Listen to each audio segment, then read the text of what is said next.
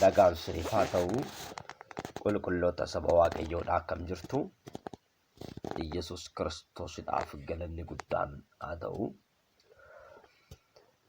Rakkina kee maqaa moggaastee bira dabarta. Yesuusidhaaf galanni guddaan haa ta'u. Ameen. Sababbiin isaa rakkinni kee si dhiisee waan darbuuf, si fudhatee darbuu waan hin dandeenyeef.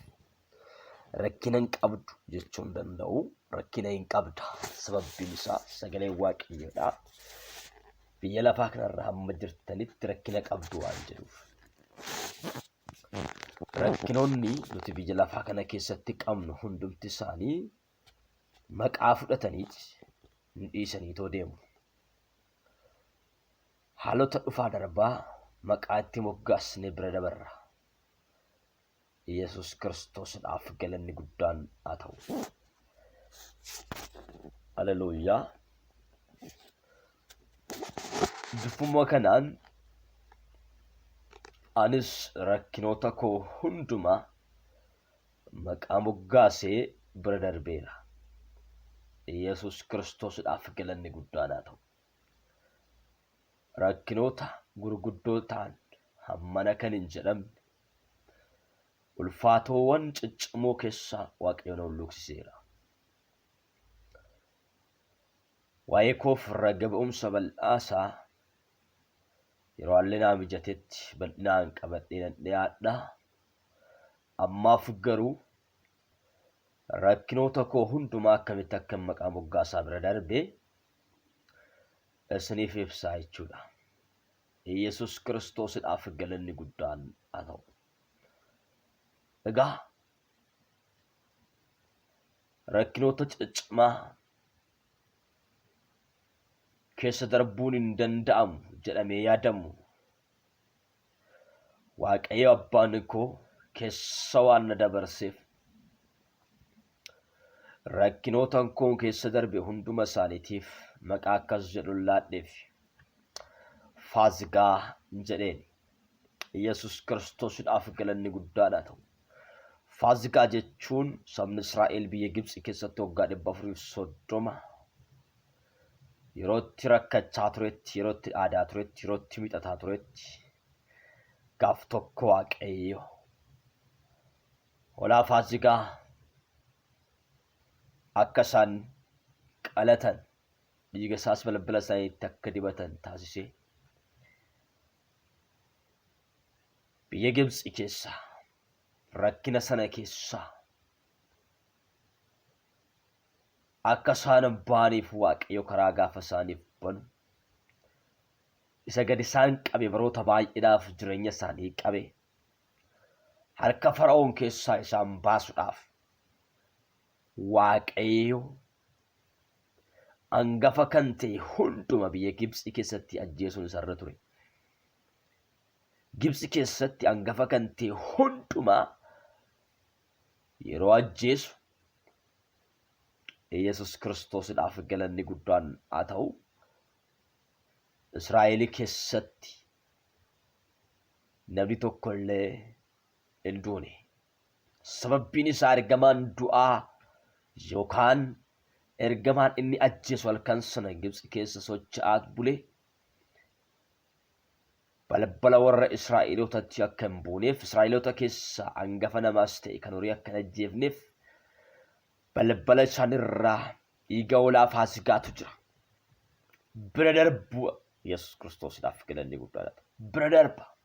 Dhiigicha argee bira darba. Kanaaf Israa'el tokko illee hin duune. Yesus Kiristoosidhaaf galanni guddaan haa ta'u. Dhiigicha argee bira darbee.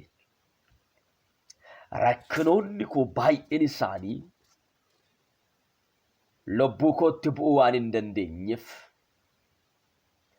waan dhiiga gooftaa kiyya Yesus Kiristoosin arganii na bira darbaniif na ajjeesuudhaaf na balleessuudhaaf yommuu gara koo dhufan dhiigicha narratti arganii waan na bira darbaniif dhiigni gooftaa Yesus Kiristoos waan narra dabarseef ani immoo akkasittiin jedhe waan rakkina koo keessa darbeef Faazigaa hin jedheen. Faazigaa jechuun bira darbuu jechuudha. Kiristoos Yesuusidhaaf galanni guddaan haa ta'u.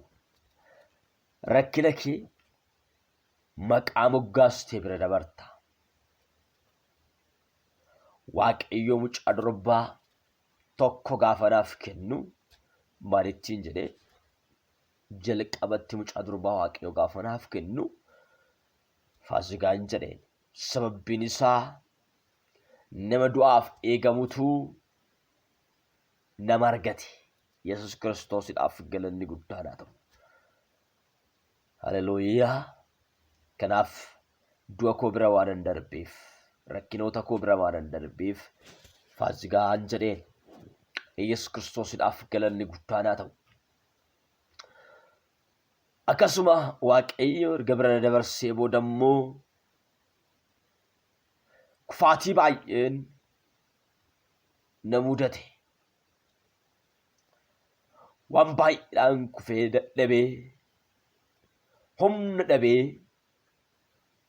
osoon aadaa jiru, osoon miixataa jiru, Yesuus Kiristoosidhaaf galanni guddaan haa ta'u. Gooftaan keenya Yesuus Kiristoos isaa waggootaaf, barootaaf ilmaan namaa abdii kutachiisee dadhabsiisee jireenya isaanii qabe. Yesuus Kiristoosidhaaf galanni guddaan haa ta'u.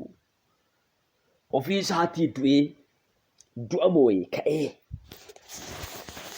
ol ba'ee mirga abbaa taa'e arfii du'aa cabsee ofii isaatii akkuma du'ee du'a isaa keessaa ka'e dhaloota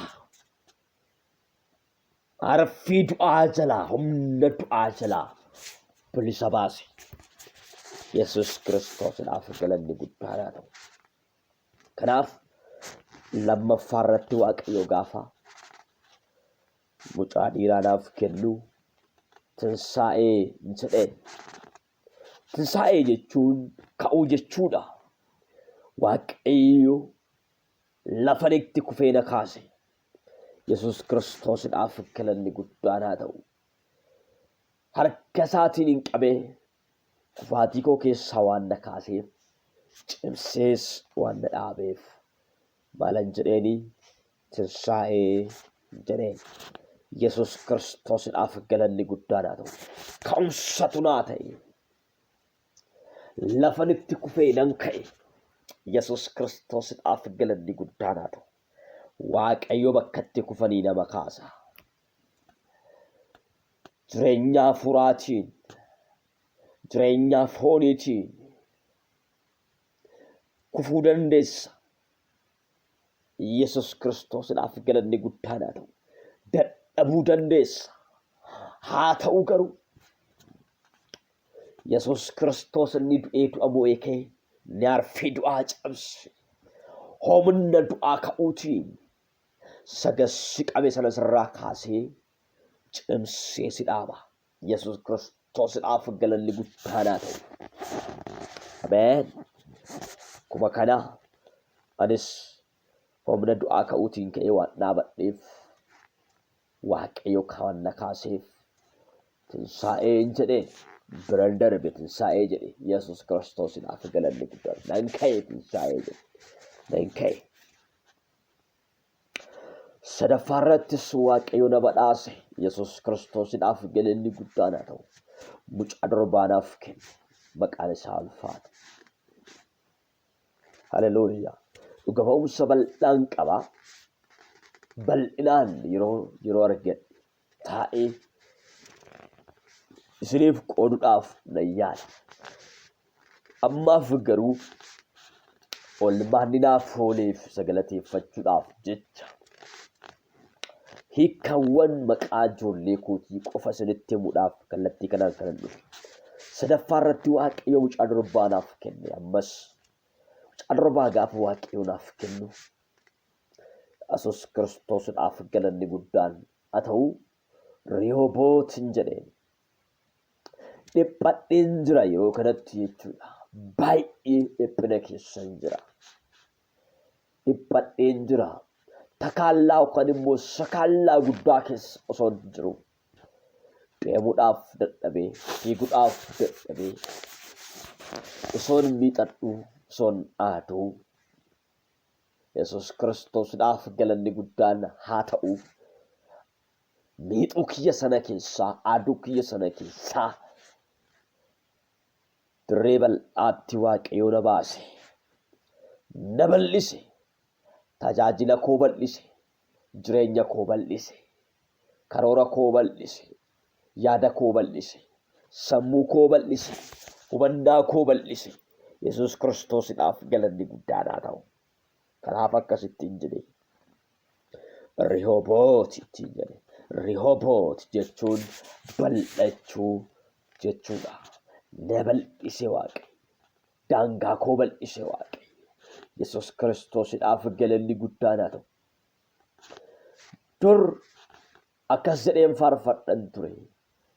Osoon kana hundumaa hin ta'in dura akkasan jedhan ture. Abdiin gogee lalisee, kakuun gogee lalisee, abbaa macca lamaa gooftaatu na taasise, daangaa koo na bal'ise jedhee faarfadha ture. Yoo san midira badaadha, homtuun jiru, homaas hin qabu. Namoonni na laalanii akkas naan jedhu. Ofii fuudarbuutti jirta, abbaa macca lamaa ofiin jetta. Kan kee kunis nama raajaa jedhan eeyyan dhugaadha. Kan koo baay'ee nama raajaa. Duwwarra dhaabadheen faarfadha. Duwwarra dhaabadheen abdadhan ture. Waaqayyo abdii koo naaf raawwate. Galmaan naaf ga'e. Duwwaa koo guutuu godhe. Buleessa koo obboleettii koo akkasumaan miti kanan sitti haasa'u. Atis waan irraa baratta. Kufaatii kee keessaa, wanta si qabee jiru keessaa, waan jireenya kee qabee jiru keessaa akka dabartu beeki. Akka kaatu beeki. Akka bal'attu beeki. Yesuus Kiristoosiidhaaf galanni guddaan haa ta'u. Waaqayyo gaafa na bal'isu Rihoobootittiin jedhe. Na bal'ise kaa na bal'adhe. Yesuus Kiristoosiidhaaf galanni guddaan haa ta'u. Si bal'isa Waaqayyo obboleessa koo obboleettii koo. Waaqni kun Waaqa nama yaadatudha. Haleluuyaa. Yesuus Kiristoosiidhaaf galanni guddaan haa ta'u. Maalattiin jedhe Rihooboot raagatus. Haleluuyaa. Rihoobootittiin jedhe. Na bal'ise Waaqayyo. Si bal'isa Waaqayyo. Hin bal'atta maqaa Yesuusiin. Ameen. Ti dabaleen ammas Waaqayyo na eebbise. Egaa dhala godhachuun bu'aa Waaqayyo namaaf kennuudha. Jira sagalee Waaqayyo. Yesuus Kiristoosiidhaaf galanni guddaan haa ta'u. Waaqayyo ammas bu'aa naaf kenne. Ammas dhala naaf kenne. Ammas na eebbise. Ammas daangaa koo bal'ise. Isaaf galanni guddaan haa ta'u. Maal biraa maalan jedhare. Kiristoos Yesuusiidhaaf galanni guddaan haa ta'u. Waaqayyo ammas dhala naaf kenne. Meeqaffaa arfaffaa Yesuus Kiristoosiidhaaf galanni guddaan haa ta'u. Haleluuyaa. Rakkinoonni koo baay'ee waan ta'eef dhala baay'ee Waaqayyo naaf kenne. Maaliidhaaf? Rakkinoota koo hundumaatti maqaa akkanan moggaasu barbaada Waaqayyo. Yesuus Kiristoosiidhaaf galanni guddaan haa ta'u. Waaw! Arfaffaa Waaqayyo gaafa naaf kenne. Ammas Waaqayyo baay'ee na jaalatee mucaa durbaa naaf kenne. Yesuus Kiristoosiidhaaf galanni guddaan haa ta'u. Akkasittiin jedhe Minaasee ittiin jedhe. Yesuus Kiristoosiidhaaf galanni guddaan haa ta'u. Dinqiidha maqaan isaanii, akkasumaan moggaanii maqaan isaanii. Yesuus Kiristoosiidhaaf galanni guddaan haa ta'u. Yaada Waaqayyootiin, karoora Waaqayyootiin, akka dubbii Waaqayyootti kan isaan mogga'an jechuudha. Maqaan akkasumaan hin kennamu. Maqaan akkasumaan hin laatamu. Maqaa akkasumaan ijoollee keessanitti hin baasina. Yesuus Kiristoosiidhaaf galanni guddaan haa ta'u. Akkasumaan hin baafamu maqaan. Minaasee ittiin jedhe. Minaasee jechuun irraanfachuu jechuudha. Bara baay'eedhaaf irraanfachuu kanan dadhabee madaan qaban ture. Irraanfachuu kanan dadhabee waraansaan qaban ture. Irraanfachuu kanan dadhabee godaannisaan qaban ture. Yesuusiidhaaf galanni guddaan haa ta'u. gudaaddisa qabattu ifama saba Waaqayyoo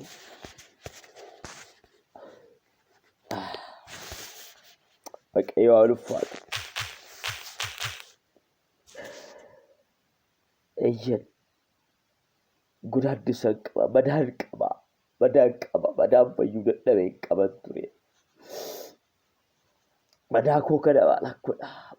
Maaltu madaa koo kana qoorsa? Madaa mana abbaa kootii, madaa jireenya kootii, madaa bara kootii qaba ture. Nama deessanii buloota nan madaa'e, firoota nan madaa'e, baay'een madaa'e, diinaan nan madaa'e, firaan nan madaa'e, baay'ee tokko nan madaa'e, madaan ofirraa qaba, godaannisan ofirraa qaba. Osoo sinaaf galanni guddaadhaa ta'u ifama saba Waaqayyoo. Oolmaa Waaqayyoo naaf godhetu na hojjisaa. Yesus Kiristoosidhaaf galanni guddaadhaa ta'u. Madaan raanfachuu hin dandeenye. Madaan raanfachuu hin dandeenye sana. Madaa diinallee ni raanfattaa. Madaa diinallee ni raanfattaa. Madaa firaa hin raanfatamu. Baay'ee nama miidha waan ta'eef. Yesus Kiristoosidhaaf galanni guddaadhaa ta'u. Madaan obbolootaan hin raanfatamu. Nama miidha. Nama miidha. Madaa obboloota koo kan kanaan dura darbes kan kana booddeedhaafis akkas jedheetan moggaase. Amma boodas madaa'uun waan hin oolleef jechuudha. Lafa kanarra amma jirretti rakkina qabduudhaa mitiiree macaafichi. Kana boodas kan nama madeessu waan hin dhabamneef. Kana boodas kan nama waraanu waan hin dhabamneef. Isa kana boodaafis, isa darbeefis, isa dhufuufis akkas ittiin jedhe. Irraanfachuun ittiin jedhe. Minaasee jechuun irraanfachuu jechuudha. Yesus Kiristoosidhaaf galanni guddaan haa ta'u. Maqaan kuni maqaa ilma Yoosef isa hangafaadha. Yoosef madaa mana abbaa kootii fi kan koo rakkina mana abbaa kootii fi kan koo Waaqayyo waan na irraanfachiiseef jedheetii mucaasaa isa hangafaa Minaasee ni moggaase. Minaasee jechuun hiikkaan maqaa kanaa irraanfachuu jechuudha. Yesus Kiristoosidhaaf galanni guddaadha ta'u. Irraanfadhe. Waan irraanfachuu hin dandeenye na irraanfadhe. Na irraanfachiise Waaqayyo. Kan kana boodas na irraanfadha hin jedhe dhugaadha. Erga sana madaa kamuyyuu waan ittiin waraanamu kamu waraansa kamuyyuu homaa tokko akkanatti hin dhagaamne godhe Waaqayyo. Erga sanaas immoo waraansa waraanamu hundumaayyuu godaannisa malee na hambise Waaqayyo. Haleluuyaa. Yesus Kiristoosidhaaf galanni guddaan haa ta'u. Kana godaannisni irra hin jiru amma. Fayyee hin jiraatu. Yesus Kiristoosidhaaf galanni guddaan haa ta'u. Ameen ameen. Kanaaf na irraanfachiise Waaqayyo. Na irraanfachiise Waaqayyo. Godaannisa koo hundumaa madaa koo hundumaa naa fayyise. Minaasee hin jedheen. Maaliif? Waaqayyo Yesus Kiristoosidhaaf galanni guddaan haa ta'u. Godaannisa koo sana waan naa fayyiseef madaa koo sana waan narraa qoorseef waan naa fayyiseef ani minaasee hin jedheen. Yesus Kiristoosidhaaf galanni guddaan haa ta'u. Minaasee jechuun irraanfachuu jechuudha. Rakkina mana abbaa keessanii rakkina kan keessan Waaqayyo isin irraanfachiisa waan ta'eef Yesus Kiristoosidhaaf galanni guddaan haa ta'u. Buleessa koo hin irraanfadha. Bulettii koo hin irraanfadha. Waaqayyo nama irraanfachiisa waan ta'eef. Dhagamuunsa guddaan qaba. Yesuusidhaaf galanni guddaan haa ta'u. Yeroo itti aanu keessatti bal'inaan qabadheen ni yaadda. Shanaffaas Waaqayyo na badhaase. Mucaa dhiiraa naaf kenne Waaqayyo akkasinitti hin jedhe. Fayyeen jira ittiin jedhe. Yesus Kiristoosidhaaf galanni guddaan haa ta'u. Maqaasaa maal jedhee moggaasee fayyeen jira. Yesuusidhaaf galanni guddaan haa ta'u. Fayyeera kanan jedhee akkasumaanii miti. Waaqayyo na fayyise. Madaa koo na irraanfachiise. madaa bara dheeraa eelaa kan turerra Yesuus waan na fayyiseef fayyeen jira ittiin jedhe. Yesuus Kiristoosidhaaf galanni guddaan haa ta'u. Ameen. Haleluuyaa.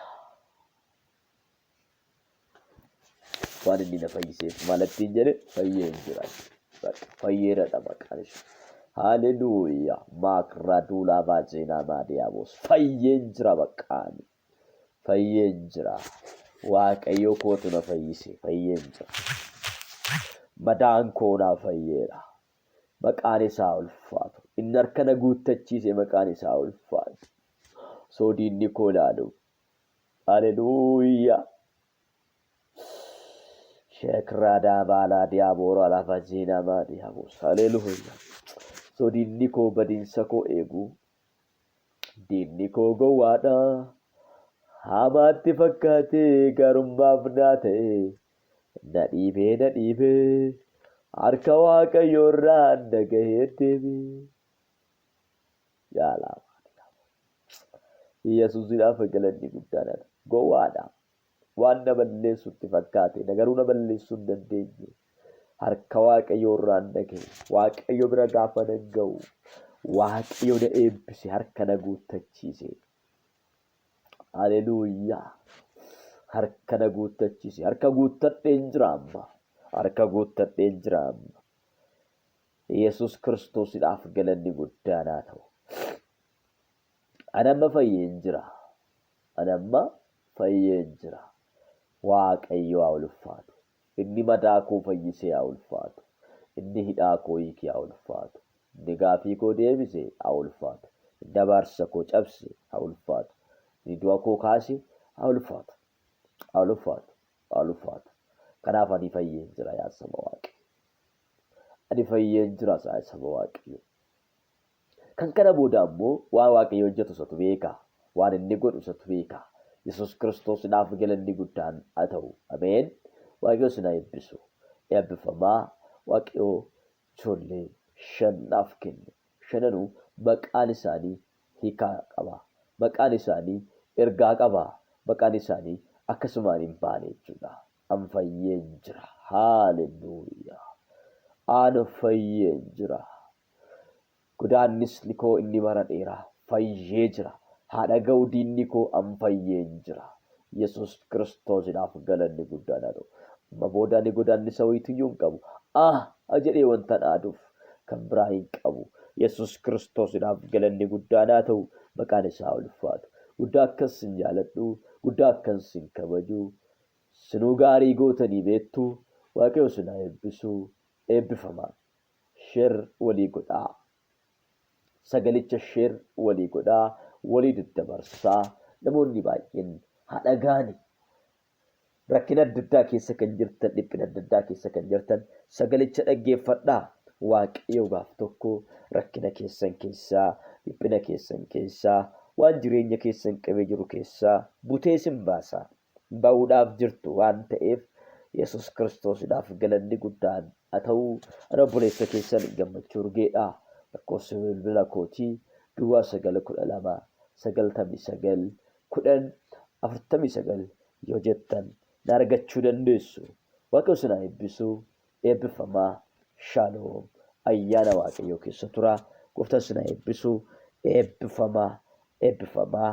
Karaa yuutuubii, karaa feesbuukii, karaa kallattii onlaayinii kamirraa iyyuu sagaleen kun kan si dhaqqabu hundinuu gooftaan isin haa eebbisu. Eebbifamaa maqaa Yesuusiin.